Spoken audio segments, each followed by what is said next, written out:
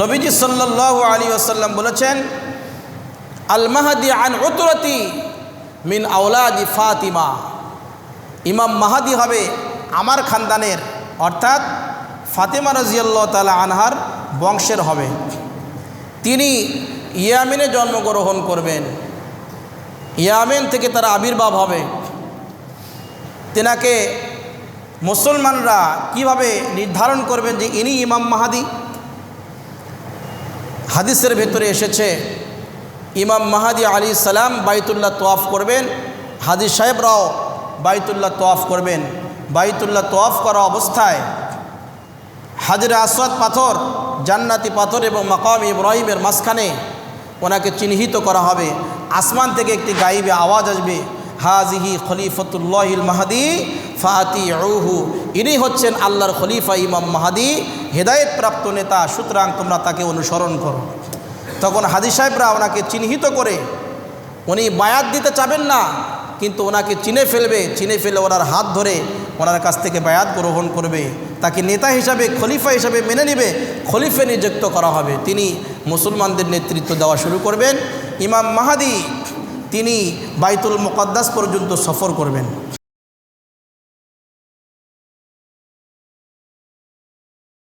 আলহামদুলিল্লাহি নাহমাদুহু ওয়া নাস্তাঈনুহু ওয়া নাস্তাগফিরুহু ওয়া নু'মিনু বিহি ওয়া নাতাওয়াক্কালু আলাইহি ওয়া নাউযু বিল্লাহি মিন শুরুরি আনফুসিনা ওয়া মিন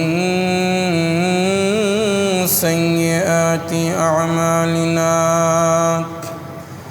من يهده الله فلا مضل له ومن يضلله فلا هادي له ونشهد أن لا إله إلا الله وحده لا شريك له ونشهد أن محمدًا عبده ورسوله أرسله بالحق بشيرًا ونذيرًا وداعيًا إلى الله بإذنه وسراجًا منيرًا. أما بعد فأعوذ بالله من الشيطان الرجيم. بسم الله الرحمن الرحيم. وإذا وقع القول عليهم أخرجنا لهم دابة من الأرض تكلمهم أن الناس كانوا بآياتنا لا يوقنون. وقال النبي صلى الله عليه وسلم لا تقوم الساعة حتى لا يقال في الأرض الله الله أو كما قال عليه الصلاة والسلام. وقال تعالى في شان حبيبه ومحبوبه إن الله وملائكته يصلون على النبي يا أيها الذين آمنوا صلوا عليه وسلموا تسليما. درود پڑھ کری اللهم صل على محمد وعلى آل محمد كما صليت على إبراهيم وعلى آل إبراهيم إنك حميد مجيد. اللهم بارك على محمد وعلى آل محمد محمد كما باركت على إبراهيم وعلى آل إبراهيم إنك حميد مجيد الحمد لله সমস্ত প্রশংসা সেই মহান আল্লাহ সুবহানাহু ওয়া তাআলার আলিশান দরবারে যে মহান রব্বুল আলামিন পবিত্র জুমার দিনে পবিত্রতা অর্জন করে মসজিদে এসে কোরআন এবং হাদিস থেকে আলোচনা করার এবং শোনার তৌফিক দান করলেন সেজন্য মুনির দরবারে শুকরিয়া জ্ঞাপন করি সকলেই বলি আলহামদুলিল্লাহ মুআজ্জাজ হাজিরিন গত 2 জুমার পূর্বে আমি এক জুমায় কিয়ামতের ছোট ছোট আলামতগুলো নিয়ে আলোচনা করেছিলাম কিয়ামতের পূর্বে কিছু আলামত রয়েছে ছোট ছোট আলামত ছোট নিদর্শন কিয়ামত কবে হবে এটা নবীজিও জানেন না পৃথিবীর কেউ জানে না কিন্তু আল্লাহ তাআলা নবীজির মাধ্যমে কিছু নিদর্শন কিছু লক্ষণ আল্লাহ তাআলা নবীজির মাধ্যমে আমাদেরকে জানিয়ে দিয়েছেন ছোট ছোট আলামতগুলো সম্পর্কে সংক্ষিপ্ত আকারে বলেছিলাম ছোট আলামতগুলো হচ্ছে মানুষ দেশের সম্পদ রাষ্ট্রীয় সম্পদ জনগণের সম্পদ অন্যায়ভাবে গ্রাস করে ফেলবে দুর্নীতি করবে চুরি করবে দেশে বিদেশে পাচার করবে নিজের নামে দেশের সম্পদগুলো লিখে নেবে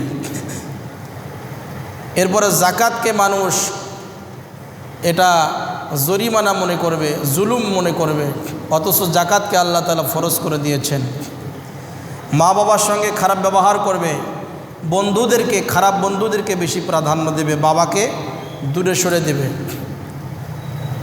স্বামীরা স্ত্রীর আনুগত্য করবে মা বাবার আনুগত্য করবে না এরপরে মদ জুয়া জিনা ব্যভিচার এটা ব্যাপকভাবে ছড়িয়ে পড়বে গান বাজনা ছড়িয়ে পড়বে মসজিদের ভেতরে আওয়াজ হবে মসজিদের ভেতরে গণ্ডগোল হবে মারামারি হবে ঝগড়া বিবাদ হবে গান বাজনা বাজবে এটিও কিয়ামতের ছোট্ট একটি আলামত সাহাবাই কেরাম এবং বড় বড় ইসলামের ইমাম যারা ছিলেন কোরআন এবং হাদিসের ইমাম যারা ছিলেন তাদের সমালোচনা হবে তাদের নিন্দা করা হবে এগুলো একটার পর একটা আলামত প্রকাশ পাবে এগুলো হচ্ছে ছোট আলামত ছোট আলামতগুলো যখন প্রকাশ পাবে এরপরে শেষের দিকে মুসলমানরা চরমভাবে নির্যাতিত হবে জুলুমের শিকার হবে তারা দিক বিদিক ছুটাছুটি করবে কিন্তু নেতা পাবে না মুসলমানদের খলিফা নেতাকে হবেন উপযুক্ত কোনো নেতা খুঁজে পাওয়া যাবে না মুসলমানরা তাদের নেতাকে খুঁজে নেওয়ার জন্য তারা সারা পৃথিবীতে তারা খোঁজাখুঁজি করবে কোথায় আমাদের নেতা পাবো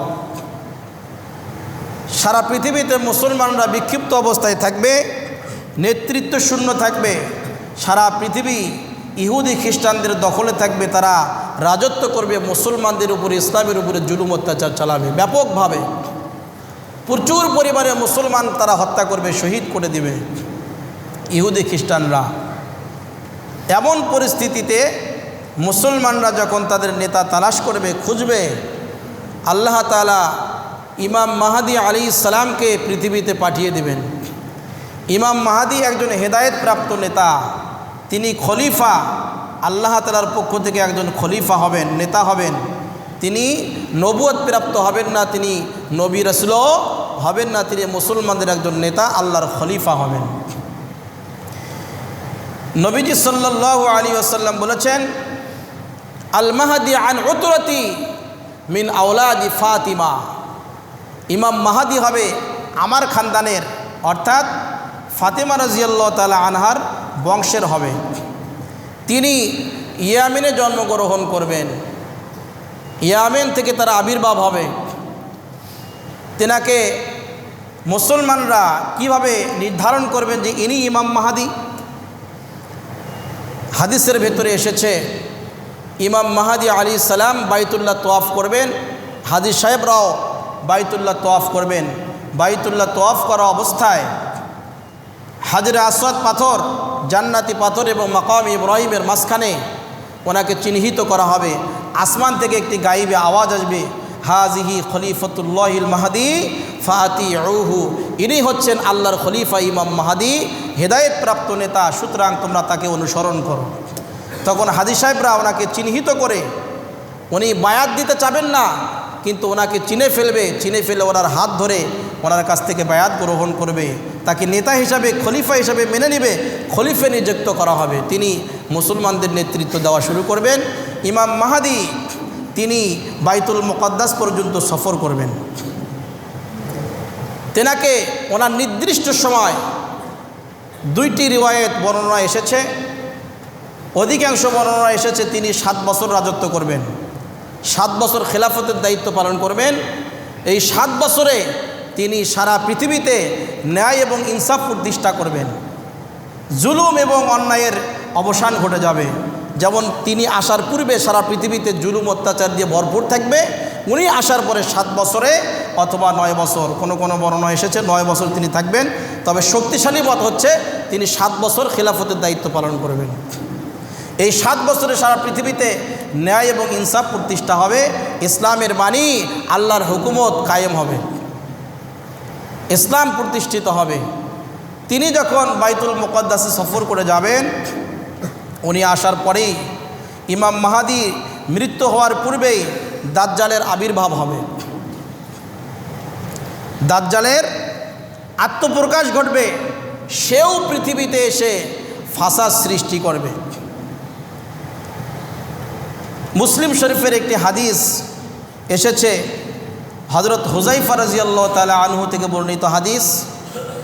তিনি বলেছেন যে আমরা একবার কয়েকজন সাহাবী আলোচনা করতেছিলাম, কথাবার্তা বলতেছিলাম, এমন সময় নবীজি সেখানে উপস্থিত হয়ে আমাদেরকে বললেন, তোমরা কি বিষয়ে আলোচনা করো, কি কথা বলো? তখন আমরা সকলেই বললাম যে আমরা কিয়ামত সম্পর্কে আলোচনা করছি, কিয়ামতের বিষয়ে আলোচনা করছি। নবীজি বললেন, দেখো 10টা নিদর্শন না দেখা পর্যন্ত, তোমরা 10টা আলামত না দেখা পর্যন্ত লাং তাকুমা, কিয়ামত সংগঠিত হবে না। প্রথমে নবীজি কি বললেন? ধোঁয়া, তোমরা একটা ধোঁয়া দেখবে, কিয়ামতের আগে একটা ধোঁয়া আসবে, সেই ধোঁয়াটা 40 দিন পর্যন্ত পূর্ব থেকে নিয়ে পশ্চিম পর্যন্ত পুরো আকাশে বিদ্যমান থাকবে। এই ধোঁয়াটা লাগাতার 40 দিন পর্যন্ত পূর্ব থেকে পশ্চিম আকাশ পর্যন্ত পুরো আকাশ ছেয়ে যাবে। সূরাতুদ দুখানের ভেতরে 10 এবং 11 নম্বর আয়াতের ভেতরে আল্লাহ তাআলা এই ধোঁয়ার কথাই বলেছেন, ফারতাকিব ইয়াওমা তাআতিস সামাউ বিদুখানিম মুবিন ইয়াগশান নাস হাযা আযাবুন আলীম। অপেক্ষা করো সেই দিনের, যেদিন একটা ধোঁয়া, স্পষ্ট ধোঁয়া, বিদুখানিম মুবিন, স্পষ্ট ধোঁয়া পুরো আকাশকে ছেয়ে ফেলবে। ইয়াগশান নাস, ওই ধোঁয়া মানুষগুলোকে চাদরের মতো ঢেকে ফেলবে, মানুষগুলোকে ঢেকে নেবে। হাযা আযাবুন আলীম, এই ধোঁয়াটা মানুষের জন্য একটা যন্ত্রণাদায়ক আযাব হবে, শাস্তি স্বরূপ হবে। রব্বানা কশিফ আন্নাল আযাবা ইন্না মুমিনুন, কাফেররা বলবে যে হে আল্লাহ, আমাদেরকে শাস্তি থেকে আপনি পরিত্রাণ দিন, আমাদেরকে মুক্তি দিয়ে দিন, ইন্না মুমিনুন, আমরা ঈমান গ্রহণ করব। তারা এইভাবে বলতে থাকবে। এই ধোঁয়াটা 40 দিন পর্যন্ত থাকবে এবং পশ্চিম থেকে পূর্ব পর্যন্ত পুরো আকাশ ছেয়ে যাবে। এটি হচ্ছে কিয়ামতের বড় আলামতের একটি আলামত। দ্বিতীয় নম্বরে নবীজি সাল্লাল্লাহু আলাইহি ওয়াসাল্লাম বললেন, দাজ্জালের আবির্ভাব হবে। ইমাম মাহদি আলাইহিস সালাম উনি থাকাতেই, উনি মৃত্যুবরণ করার পূর্বেই দাজ্জালের আবির্ভাব হবে। এই দাজ্জাল সে ইরাক এবং শাম দেশের মাঝখানে তার আবির্ভাব হবে। তিনি নবীজি সাল্লাল্লাহু আলাইহি ওয়াসাল্লামের চেয়েও খাটো, তিনি বেটে হবেন, খাটো হবেন। তার ডান কান হবে কানা আর বাম কান হবে, বাম চোখ হবে, ডান চোখ হবে কানা আর বাম চোখ হবে টেরা। বাম চোখটা হবে সমতল বিশিষ্ট, একবারে সমান, আর বাম চোখটা হবে আঙ্গুরের মতো ফোলা একটি টেরা চোখ হবে। এবং তার কপালের ভেতরে কাফ ফা র, কাফের লেখা থাকবে। প্রত্যেকটা মুমিন মুসলমান দাজ্জালকে দেখেই চিনতে পারবে যে এ হচ্ছে কাফের, এ হচ্ছে দাজ্জাল। দাজ্জাল শব্দের অর্থ হচ্ছে ধোঁকা, মিথ্যা, প্রতারণা, সমস্ত ধোঁকাবাজি দিয়ে তার ভরা। তার নামের অর্থই হচ্ছে ধোঁকাবাজি। দাজ্জাল শব্দের অর্থ ধোঁকাবাজ, মিথ্যা, প্রতারণা। সে মিথ্যা ছড়াবে। সে প্রথমে এসে নিজেকে নবুয়তের দাবি করবে, যে আমি একজন নবী হিসাবে দাবি করবে। প্রথমে সে ইহুদিদের মধ্য থেকে হবে, ইহুদির বংশ থেকে তার আবির্ভাব হবে। অর্থাৎ বর্তমানে যে ইহুদিরা ইসরায়েলে বসবাস করছে, সারা পৃথিবীতে যত ইহুদি রয়েছে, এদের ভেতর থেকে, এদের বংশ থেকে দাজ্জালের আবির্ভাব হবে। তারা কিন্তু তাদের নেতার অপেক্ষায় রয়েছে। দাজ্জাল ইহুদিদের নেতৃত্ব দিবে, আর মুসলমানদের নেতৃত্ব দিবে ইমাম মাহাদি এবং ঈসা আলাইহিস সালাম। দাজ্জাল আল্লাহ তাআলা ওকে এমন পাওয়ার দিবে, দ্রুত সময়ের ভেতরে সে মাত্র 40 দিন পৃথিবীতে অবস্থান করবে। কয়দিন? 40 দিন, মাত্র 40 দিন। এই 40 দিনে সে সারা পৃথিবীতে ফিতনা ছড়াবে, ফাসাদ ছড়াবে, মানুষের ঈমান আমলগুলোকে নষ্ট করে দিবে। আল্লাহ তাআলা তাকে এমন পাওয়ার দিবেন, ক্ষমতা দিবেন, মানুষকে, ঈমানদারদেরকে চরমভাবে পরীক্ষা করার জন্য, তাদের ঈমানগুলোকে চরমভাবে পরীক্ষা নিরীক্ষা করার জন্য দাজ্জালকে আল্লাহ তাআলা কিছু শক্তি দিয়ে দিবেন। সে যা বলবে তাই হবে। সে মৃতকে জীবিত করে দেখাবে, জীবিতকে মৃত করে দেখাবে। একটা ফসলহীন একটা জমি, সেখানে যখন সে বলবে ফসল উৎপন্ন করো, সাথে সাথে জমিতে ফসল হয়ে যাবে। এগুলো দেখে, এই কারবারগুলো দেখে দুর্বল ঈমানদার যারা, তারা বিশ্বাস করবে যে হে, ইনি মনে হয় নবী, ইনি মনে হয় খোদা। তার এক হাতে জান্নাত থাকবে, আর এক হাতে থাকবে জাহান্নাম। কিন্তু উল্টা হবে, হাদিসের ভেতরে এসেছে, সে যেটাকে জান্নাত হিসেবে দেখাবে সেটাই হবে জাহান্নাম, আর যেটাকে জাহান্নাম হিসেবে দেখাবে ওটাই হবে জান্নাত, বেহেশত। একটা কৃত্রিম জান্নাত জাহান্নাম সে নিয়ে ঘুরবে। একটা আজীব আকারের একটা মানুষ পৃথিবীতে ঘোরাফেরা করবে মানুষের ঈমান আমল নষ্ট করার জন্য। অনেক পাওয়ারফুল হবে সে শেষের দিকে নিজেকে খোদা দাবি করবে। সে যখন ইস্পাহানে যাবে, ইস্পাহানে যাওয়ার পরে, সেই শহরে যাওয়ার পরে ৭০,০০০ ইহুদি তাকে অনুসরণ করবে। যখন বিশাল আকারের একটা অনুসারী দল সে পেয়ে যাবে, সে নিজেকে তখন খোদা দাবি করবে যে আমি তোমাদের খোদা। যারা দুর্বল ঈমানদার তাকে বিশ্বাস করে নেবে, ঈমান আমল নষ্ট করে তারা দোজখে চলে যাবে।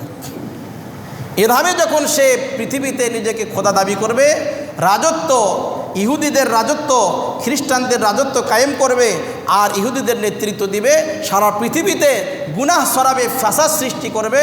এমন সময় আল্লাহ তাআলা এই দাজ্জালকে ধ্বংস করার জন্য, হত্যা করার জন্য ঈসা আলাইহিস সালামকে আসমান থেকে আল্লাহ তাআলা পাঠিয়ে দিবেন।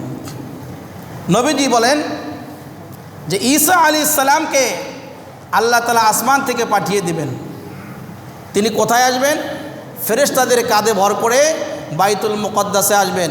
বাইতুল মুকদ্দাসের পূর্ব দিকে একটা মিনার রয়েছে, সেই মিনারের কাছে তিনি অবতরণ করবেন। তিনি আসবেন কোন সময়? ফজরের নামাজের ইকামত হয়ে যাবে। ফজরের নামাজের আজান হয়, এরপরে ইকামত হয়। জামাত শুরু হওয়ার পূর্বে যে ইকামত হয়, মুয়াজ্জিন সাহেব যে ইকামত দেন, এই ইকামত হওয়ার পরে ঈসা আলাইহিস সালাম সেখানে আসবেন। ইমাম মাহাদি আলাইহিস সালাম ইমামতি করবেন। তিনি ইমাম মাহাদির পেছনে ফজরের নামাজ জামাতের সঙ্গে আদায় করবেন। নামাজ আদায় করে তিনি একটা ছোট্ট বর্শা হাতে নেবেন, নিয়ে দাজ্জালকে ধাওয়া করবেন। সে সময় কিন্তু যখন ঈসা আলাইহিস সালাম আসবেন, দাজ্জাল এবং তার বাহিনী পুরা বাইতুল মুকদ্দাস চতুর্দিক দিয়ে ঘিরে নেবে, কিন্তু ভেতরে প্রবেশ করতে পারবে না। মক্কা, মদিনা এবং বাইতুল মুকদ্দাস, এই তিনটি জায়গায় দাজ্জাল প্রবেশ করার শক্তি পাবে না, সে প্রবেশ করতে পারবে না। কারণ আল্লাহ তাআলা ওই জায়গাগুলো ফেরেশতার পাহারা দিয়ে সেখানে হেফাজত করবেন, সেখানে নিরাপত্তা দিবেন। দাজ্জাল ওই জায়গাগুলোতে প্রবেশ করতে পারবে না। তিনি বল্লম নিয়ে, বর্ষা নিয়ে তাকে ধাওয়া করে বাবে লুদ নামক স্থানে গিয়ে দাজ্জালকে শেষ করে দিবেন, হত্যা করে দেবেন। সুবহানাল্লাহ। ঈসা আলাইহিস সালাম আসার পরে তিনি মুসলিমদের খলিফার দায়িত্ব পালন করবেন, তিনি মুসলিমদের নেতৃত্ব দিবেন। হাদিসের ভেতরে এসেছে ঈসা আলাইহিস সালাম 40 বছর মুসলমানদের নেতৃত্ব দিবেন, রাজত্ব করবেন। সারা পৃথিবীতে ইসলামের পতাকা উড্ডীন হবে। ইসলাম সারা পৃথিবীর কোথাও কোনো কথা চলবে না। যেখানে যাবেন সেখানে ইসলামের পতাকা উড্ডীন হবে, ইসলামের পতাকা উঠতে থাকবে। সুবহানাল্লাহ। যেখানে সূর্যের আলো পৌঁছে যায়, যেখানে কাঁচা পাকা ঘর রয়েছে প্রত্যেকটা জায়গায় ইসলামের কথা চলবে, অন্য কোনো কথা চলবে না। বাংলাদেশে দেখবেন অনেক সময় যখন যে দল ক্ষমতায় আসে শুধু ওই দলের গুণগান বলতে হয়, ওই দলের নেতার প্রশংসা করতে হয়, না হলে বাংলাদেশে টেকা মুশকিল, না হলে জেলখানায় যেতে হয়। কি হয় না? ঈসা আলাইহিস সালাম যখন রাজত্ব করবেন 40 বছর, সারা পৃথিবীতে শুধু ইসলাম চলবে, অন্য কোনো মতাদর্শ মানুষের তৈরিকৃত কোনো আইন পৃথিবীতে চলবে না।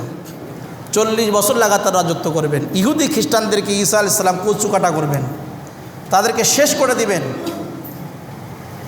ঈসা আলাইহিস সালাম আসবেন, এটিও কিয়ামতের বড় যত আলামত রয়েছে তার মধ্যে এটিও একটি। নবীজি বললেন এরপরে চতুষ্পদ জন্তু পৃথিবীতে আবির্ভাব হবে। কোরআনে কারিমের সূরা নামলের 82 নম্বর আয়াতের ভেতরে আল্লাহ তাআলা এই প্রাণীর কথা, জন্তুর কথা বলেছেন। ওয়া ইযা ওয়াকাআল কাউলু আলাইহিম আখরাজনা লাহুম দাব্বাতাম মিনাল আরদি তুকাল্লিমুহুম আন্নান নাসা কানু বিআয়াতিনা লা ইউকিনুন। আল্লাহ তাআলা বলেন যখন কিয়ামতের সময় চলে আসবে, অতি নিকটে চলে আসবে, তখন তাদের সামনে আমি ভূগর্ভ থেকে, মাটির নিচ থেকে মাটি ফেটে একটা প্রাণী বের করে দেব। তুকাল্লিমুহুম, ওই প্রাণীটা বের হয়ে মানুষের সাথে কথা বলবে। আন্নান নাসা কানু বিআয়াতিনা লা ইউকিনুন। কেন আল্লাহ তাআলা এই প্রাণীকে বের করে দেবেন, এই নিদর্শনকে বের করবেন? মানুষ তো আল্লাহ তাআলার নিদর্শনগুলো সম্পর্কে বিশ্বাস করে না। তাদেরকে বিশ্বাস করানোর জন্য আল্লাহ তাআলা এই অলৌকিক একটা প্রাণী আল্লাহ তাআলা পাঠিয়ে দেবেন। এই প্রাণী কোথার থেকে বের হবে? হাদিসের ভেতরে এসেছে সাফা মারওয়া যে পর্বত, এই পর্বতের মাঝখান থেকে অথবা সাফা পর্বত ফেটে এই প্রাণীটি বের হবে। আমরা যারা হজে গিয়েছি সাফা মারওয়ায় কিন্তু সাই করি না আমরা। এই যে সাফা পর্বত রয়েছে, এই পর্বত ফেটে, মাটি ফেটে এই প্রাণী বের হবে। এটাকে কোরআনের ভাষায় বলা হয় দাব্বাতুল আরদ, মানে ভূমি প্রাণী। মাটি ফেটে বের হবে। এই প্রাণী সম্পর্কে হাদিসের মধ্যে আসছে এই প্রাণীর 4টি পা হবে। এরপরে সে এমনভাবে চলাফেরা করবে, এমন গতিতে দ্রুত চলাফেরা করবে, ওর সাথে কেউ পাবে না, এবং ওর কাছ থেকে যে কেউ পলায়ন করবে তাও সে পলায়ন করতে পারবে না। সে হবে 60 হাত লম্বা, অনেক লম্বা হবে। সে যখন মাটি ফেটে বের হবে, এক হাতে হজরত মুসা আলাইহিস সালামের লাঠি নিয়ে বের হবে, আরেক হাতে হজরত সুলাইমান আলাইহিস সালামের আংটি নিয়ে বের হবে। সে পৃথিবী সফর করবে, অল্প সময়ের মধ্যে পৃথিবীতে বিচরণ করবে। যে লাঠি নিয়ে বের হবে, এই লাঠি দিয়ে প্রত্যেকটা মুমিনের কপালের মধ্যে আঘাত করবে, আর ওই লাঠি দিয়ে মুমিন লিখে দেবে। সুবহানাল্লাহ। যখন মুমিন লিখে দিল, ওই মুমিনের চেহারা আলোকিত হয়ে যাবে। সুবহানাল্লাহ। ওকে দেখেই মনে হবে ও জান্নাতে, ও মুসলমান, ও ইমানদার। আর বাম হাতে যে আংটি রয়েছে, এই আংটি দিয়ে কাফেরকে আঘাত করবে, তার কপালে অথবা ঘাড়ের ভেতরে একটা রেখা টেনে দিবে, তাকে বুঝেই টের পাবে সে একজন কাফের, সে একজন বেঈমান। তার চেহারা কালো কুৎসিত হয়ে যাবে। এ হচ্ছে ভূমি প্রাণীর কাজ। সে কিছুদিন অল্প সময় বিচরণ করবে, বিচরণ করার পরে সমস্ত মুসলমানদেরকে সে চিহ্নিত করবে, ইমানদারদেরকে চিহ্নিত করবে, কাফেরদেরকে চিহ্নিত করে সে দুনিয়া থেকে বিদায় নিয়ে চলে যাবে। নবীজি সাল্লাল্লাহু আলাইহি ওয়াসাল্লাম আরেকটি নিদর্শনের কথা বললেন যে পশ্চিম আকাশ থেকে সূর্য উদিত হবে। এখন আমাদের সূর্য কোন দিক দিয়ে উদিত হয়? পূর্ব দিক দিয়ে। কিন্তু কিয়ামতের আগে অতি অল্প সময়ের মধ্যে পশ্চিম দিক থেকে সূর্য উদিত হবে। ওই রাতটা হবে 3 রাতের সমপরিমাণ। আমরা যে রাতে ঘুমাই, এরকম 3টা রাত হবে একটা রাত।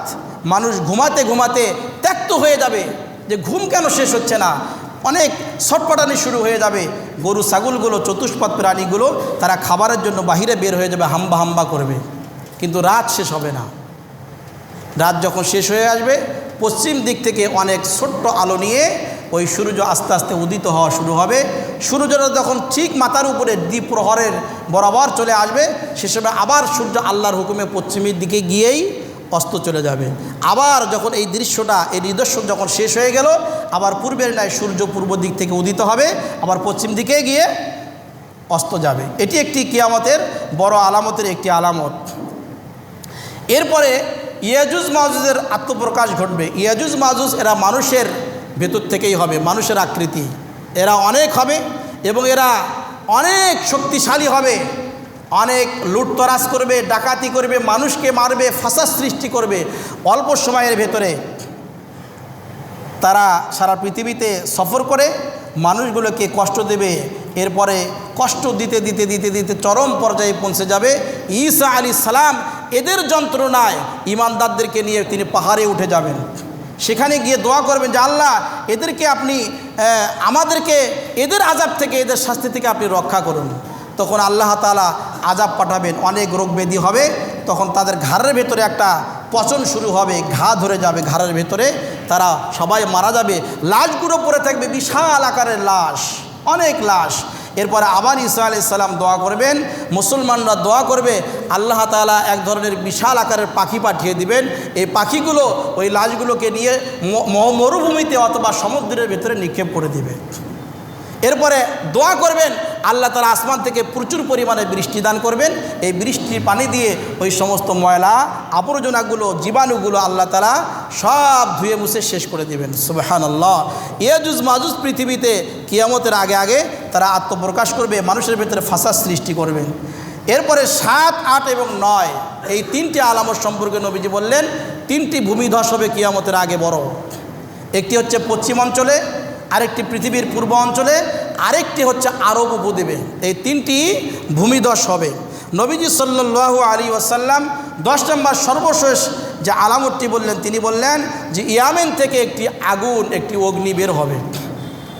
ইয়ামেন থেকে একটি আগুন বের হবে, অগ্নি বের হবে। সে বের হয়ে কি করবে? মানুষগুলোকে ধাওয়া করবে, ধাওয়া করে করে মানুষগুলোকে হাসরের ময়দানের দিকে নিয়ে যাবে। সিরিয়া বর্তমান যে সিরিয়া রয়েছে, এই সিরিয়া এবং মিশরের কাছাকাছি, সেখানেই কিয়ামতের ময়দান হবে। মুলকে শাম, সিরিয়াতে, মিশরে কিয়ামতের ময়দান কায়েম হবে। এই আগুন মানুষগুলোকে ধাওয়া করে করে সেদিকে ধাবিত করবে, আর কাফেরদেরকে ধাওয়া করবে। তারা একটা ভয়ঙ্কর পরিস্থিতির মধ্যে পড়ে যাবে, বেসামাল হয়ে যাবে, কাফেররা বেহুশ হয়ে যাবে, তারা মাতালের মতো হয়ে যাবে, পাগল হয়ে যাবে এই আগুনের ধাওয়া খেয়ে। আর ঈমানদারদেরকে সুন্দরভাবে ধাওয়া দিয়ে দিয়ে তাদেরকে কিয়ামতের ময়দানের দিকে ধাবিত করা হবে। এটি হচ্ছে কিয়ামতের আরেকটি বড় আলামত। নবীজি বললেন যে দেখো, এই 10টি আলামত নিদর্শন যতক্ষণ পর্যন্ত তোমরা না দেখবে ততক্ষণ পর্যন্ত কিয়ামত সংগঠিত হবে না। তা আমরা যেটা বুঝতে পারি বর্তমানে, এটা নির্দিষ্ট করে বলা অসম্ভব, কিন্তু যে নিদর্শনগুলো নবীজি সাল্লাল্লাহু আলাইহি ওয়াসাল্লাম বলে গিয়েছেন হাদিসের ভেতরে, কিয়ামত কবে হবে এটা আমরা বলতে পারি না, কিন্তু বর্তমান সমাজের ভেতরে কিয়ামতের সমস্ত ছোট আলামতগুলো বাস্তবায়িত হয়েছে। সামনে ইমাম মাহদী আলাইহিস সালামের আত্মপ্রকাশ ঘটবে। ইমাম মাহদী আলাইহিস সালাম যখন আসবেন, এরপরে আসবেন দাজ্জাল আসার পরে ঈসা আলাইহিস সালাম আসবেন। এরপরে একটার পর একটা বড় বড় আলামতগুলো প্রকাশ হতে থাকবে। এরপরে আল্লাহ তাআলা কিয়ামত সংগঠিত করে দেবেন। ইসরাফিল আলাইহিস সালাম সিংহে ফুৎকার দিবেন, পৃথিবী ধ্বংস হয়ে যাবে। পৃথিবী কিন্তু আজীবন থাকবে না, এটা একটা ক্ষণস্থায়ী জায়গা। আমরা সবাই মারা যাব, সবাই শেষ হয়ে যাব, পৃথিবী ধ্বংসপ্রাপ্ত হবে। পরকালে যারা জান্নাতি হতে পারবে এরা হবে সফলকাম, আর যারা জাহান্নামী হবে তারা হবে ক্ষতিগ্রস্ত। এজন্য আমাদেরকে এটা মাথায় রাখতে হবে যে আমরা মুমিন মুসলমান, আমরা মানুষ, আমরা আল্লাহর গোলাম। আমাকে আল্লাহর গোলামি করে মারা যেতে হবে। আমি যদি নাফরমানি করে মারা যাই তাহলে আমার পরকাল সুন্দর হবে না, পরকালে সফল কাম আমি হতে পারবো না। এজন্য আমি উদাত্ত আহ্বান জানাবো, যারা আমরা মুসলমান দাবি করি, আমরা জুমার নামাজে এসেছি, আমি অনুরোধ করব আপনাদের হাতে পায়ে ধরে আপনারা 5 ওয়াক্ত নামাজ মসজিদে এসে জামাতে আদায় করার চেষ্টা করবেন। আর যারা নামাজি নয়, নামাজ পড়ে না, অনেক ব্যবসায়ী ভাই এখানে রয়েছেন, আমাদের মসজিদের আশেপাশে ব্যবসা করেন, সবাই কিন্তু মসজিদে আসে না। দেখা যায় 10 জনের ভেতরে 3 জন আসে, 7 জনই নামাজের সময় গল্প করে। ওই 7 জন ব্যক্তি যদি মসজিদে আসতো, মসজিদ ভরা মুসল্লি হয়ে যেত, নামাজ আদায় করে আমরা মজা পেতাম, মুসলমানদের ঐক্য ধরে রাখা সম্ভব হতো। কাফির বেঈমান ইহুদি খ্রিস্টানরা মুসলমানদের ক্ষতি করতে পারতো না। এজন্য আমরা যেহেতু মুসলমান, আমরা জানি আমরা আল্লাহর গোলাম, আল্লাহর বান্দা, আমাদেরকে মারা যেতে হবে, পৃথিবী ধ্বংস হয়ে যাবে। এজন্য আমরা চেষ্টা করব আমরা নামাজি হয়ে, ইমানদার হয়ে, খাঁটি মুসলমান হয়ে মারা যাওয়ার জন্য, মৃত্যুবরণ করার জন্য। আল্লাহ তাআলা আমাদের সকলকে ঈমান নিয়ে খাঁটি মুসলমান হয়ে কবরে যাওয়ার তৌফিক দান করেন। আমিন। ওয়া আখিরু দাওয়ানা আলহামদুলিল্লাহ।